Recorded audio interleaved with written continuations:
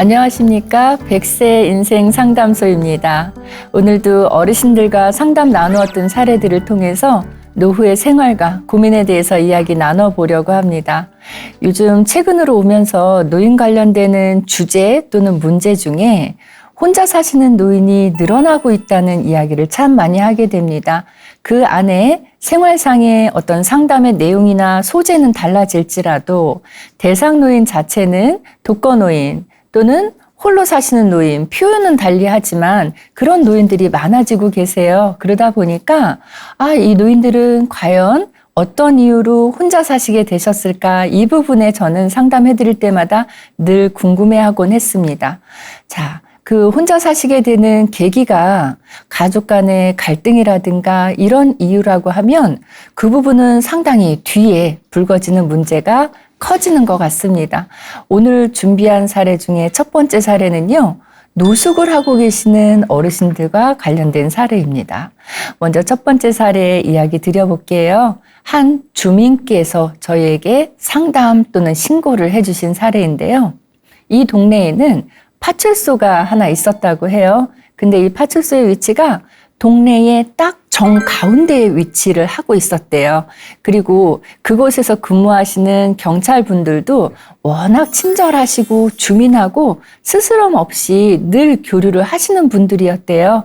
그래서 주민들은 오다 가다 들르기도 하고요. 작은 고민이나 작은 문제가 이 동네 안에 생겨도 그냥 어려워하지 않고 들러서 그 얘기를 나누게 되면 경찰분은 바로 나와서 그거를 바로 즉각적으로 또 처리를 해주시고, 그래서 이게 파출소이고 일반 주민이고 하기는 하지만 그냥 가족처럼, 친척처럼 이렇게 지내는 곳이었다고 합니다. 그리고 아까 위치를 말씀드렸는데 마을 안에 딱 가운데에 위치하고 있고, 이 파출소가 늦은 시간까지 또는 한밤중에도 계속 불을 켜고 근무를 해주시기 때문에 마을 안에 훈훈하게 또 마을을 밝혀주고 지켜주는 그런 역할을 했다고 합니다.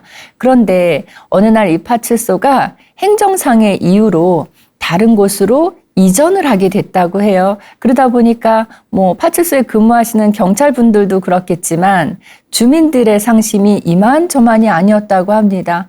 그래서 거기가 마을 안에 딱 가운데라고도 말씀드렸지만 버스 정류소이기도 하거든요. 그러니까 주민들은 버스 정류소에서 버스 탈 때마다 계속 파출소를 한 번씩 보게 되는 거죠. 근데 지금의 파출소는 불이 꺼진 파출소였죠. 그래서 주민들의 마음속에도 불이 꺼진 것 같은 그런 기분으로 늘 생활을 했다고 합니다.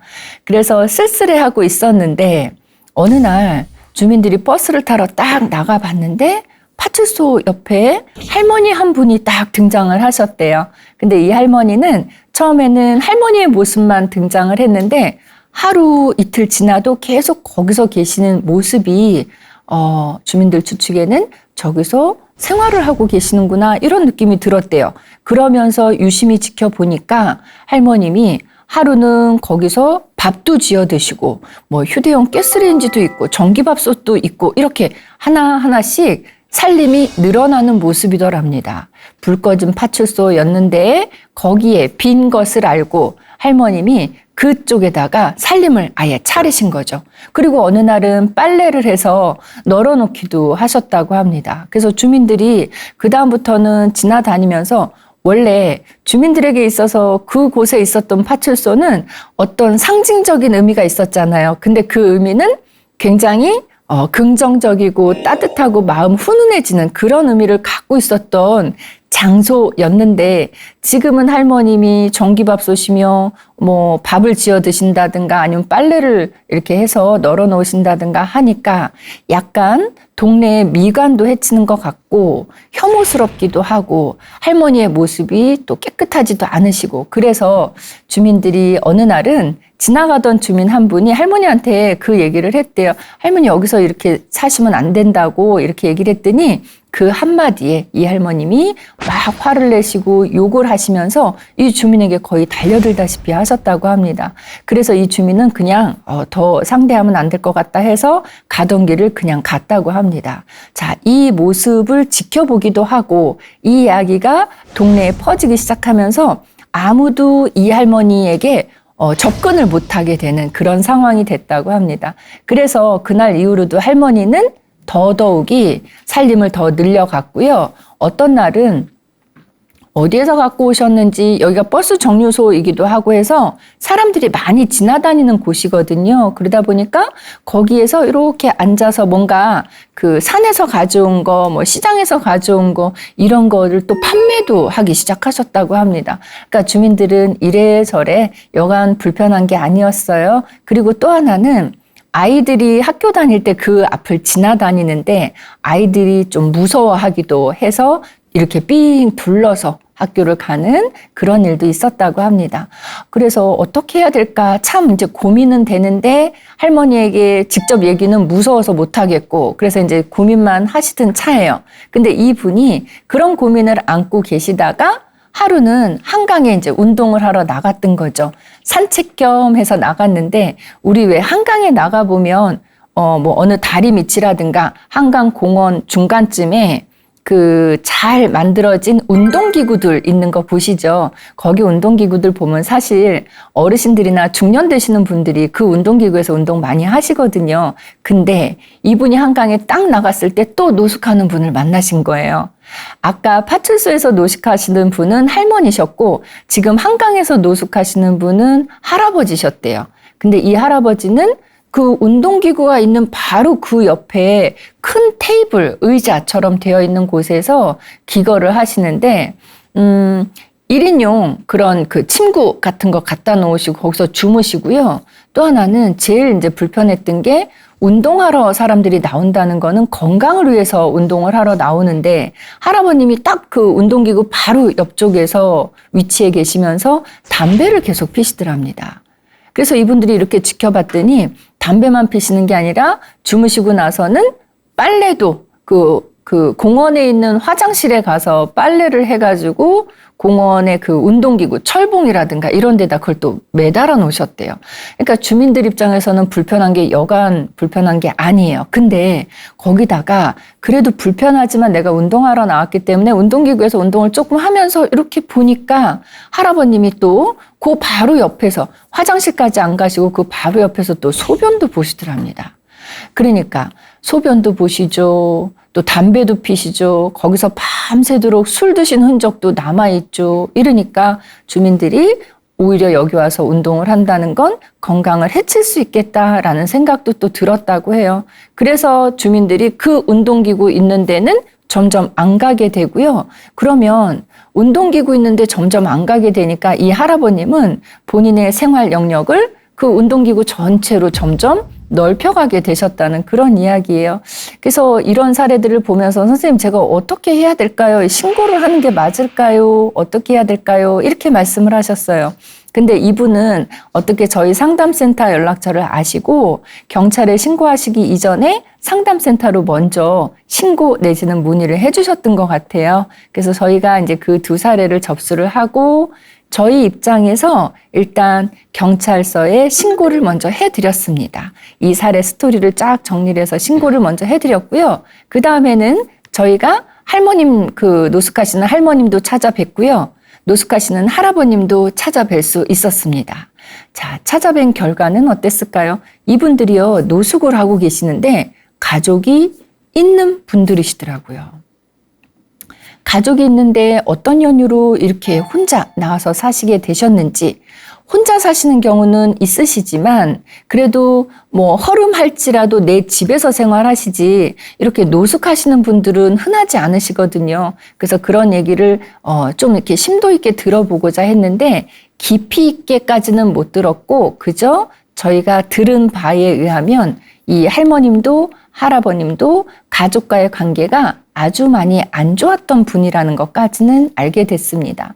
자, 이렇게 가족과 관계가 안 좋은 상태로 혼자 지내시는 분들, 내 집에서 사시든 이렇게 노숙을 하시든 혼자, 가족과의 갈등으로 혼자 지내시는 분들은요, 이분들이 나중에 돌아가셔도 가족들은 이 어르신이 돌아가셨는지 몰라요.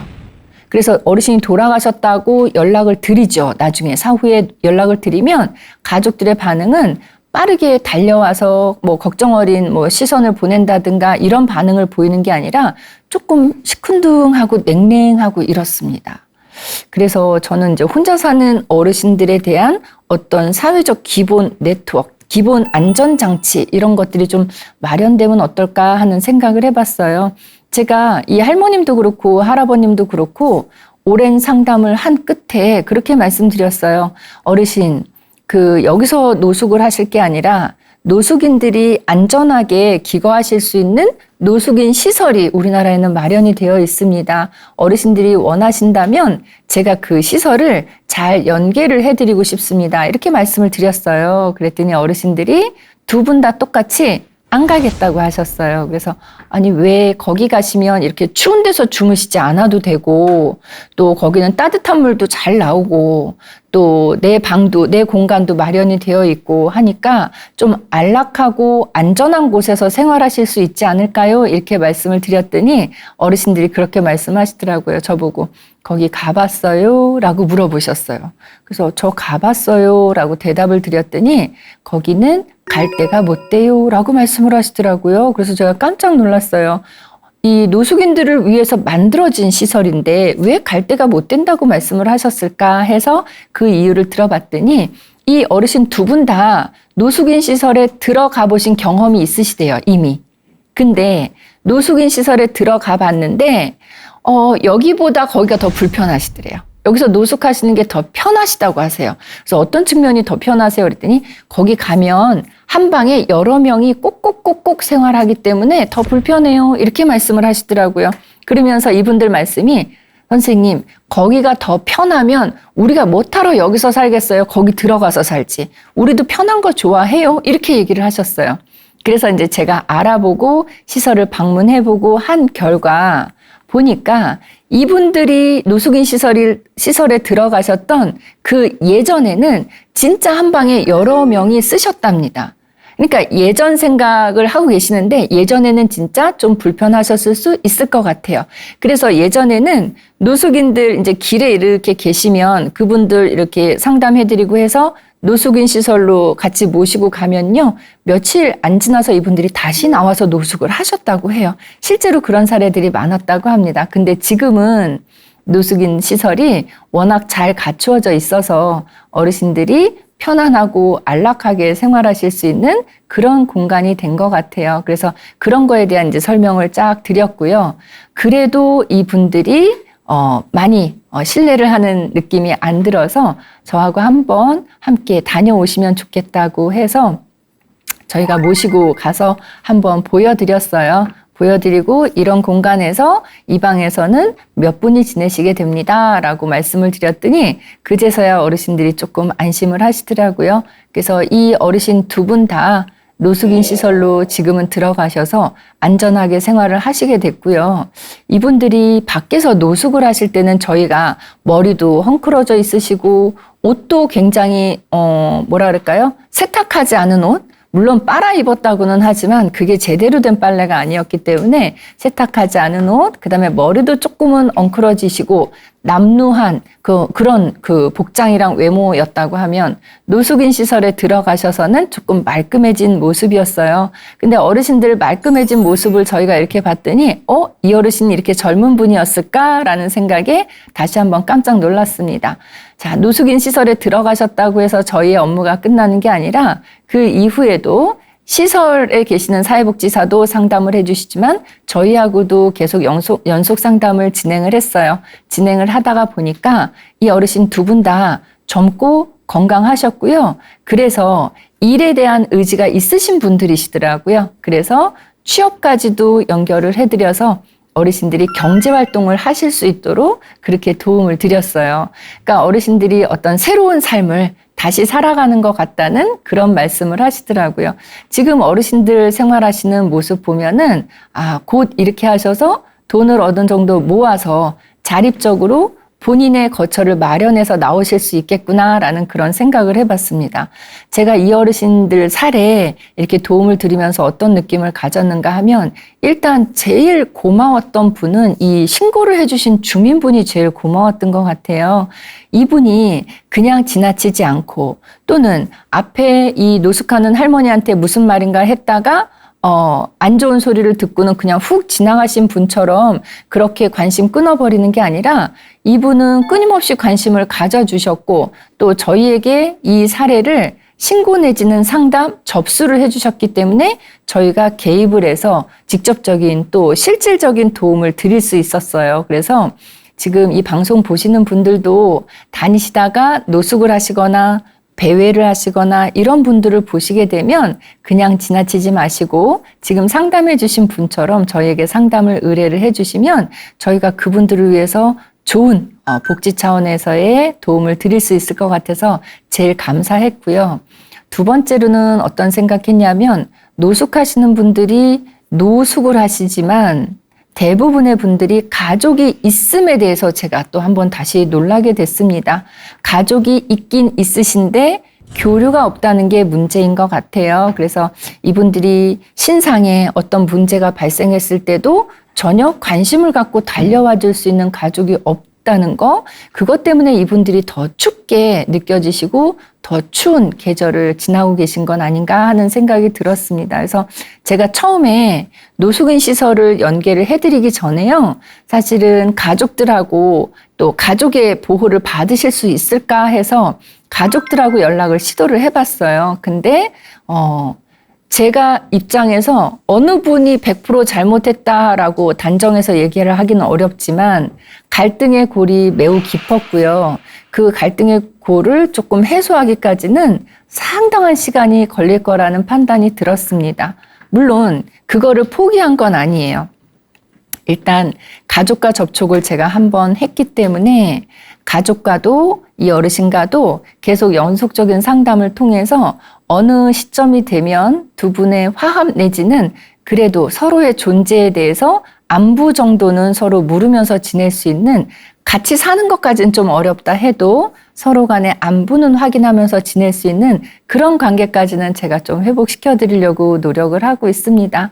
이 어르신이 집으로부터 밖에 나와서 노숙하신 기간이 긴 만큼, 만약에 노숙을 1년을 하셨다, 2년을 하셨다, 5년을 하셨다라고 하면 회복이 되기까지도 1년, 2년, 5년 정도의 시간은 필요할 거라고 생각이 듭니다. 그래도 저희는 포기하지 않고 할머님도 가족과 관계를 맺으실 수 있도록, 할아버님도 가족과 관계를 맺으실 수 있도록 계속 연속 상담을 할 예정이고요. 마지막 부분에서 제가 조금 흐뭇하게 느꼈던 부분은 할머님도 할아버님도 지금 제가 취업을 연결해드렸다고 말씀을 드렸는데요.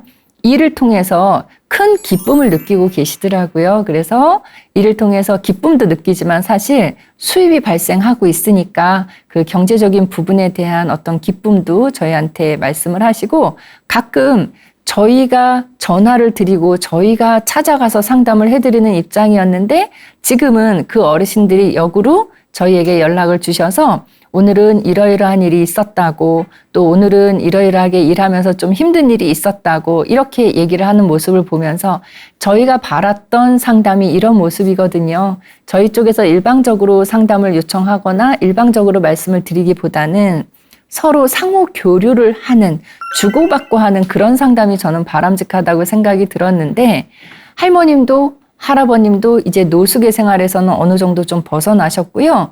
상담을 통해서 내가 생활과 삶과 관련된 어떤 도움을 받을 수 있을 것이다, 실제적으로 도움이 된다라는 걸 느끼셨기 때문에 저희한테 연락을 주시는 거라고 생각이 들어서 상담을 하는 입장에서는 상당히 보람을 느끼게 됐던 그런 사례입니다. 모쪼록 이 어르신 두 분 다 건강하시니까 앞으로 80대가 되시고 그 이후가 되셔도 열심히 지금같이 활발하게 일하시면서 또 나중에는 자그마한 공간이어도 어르신들의 거처도 그 버르신 돈을 가지고 마련을 하셔서 노후를 그렇게 마무리 지으시도록, 그렇게 살아가시도록 할 수 있으면 참 좋을 것 같습니다. 그렇게 하다가 저희는 또 개별적으로 가족들하고 노력을 해서 가족이 한 번쯤은 어르신들을 찾아뵐 수 있는 그런 날까지 오면 저희는 더 바랄 게 없을 것 같습니다. 자, 첫 번째 사례는 주제가 좀 다소 생소하기도 하고 좀 어렵기도 했던 주제예요. 노숙을 하시는 어르신을 저희가 상담해서 아주 없지는 않지만 간혹 접하게 되는데요.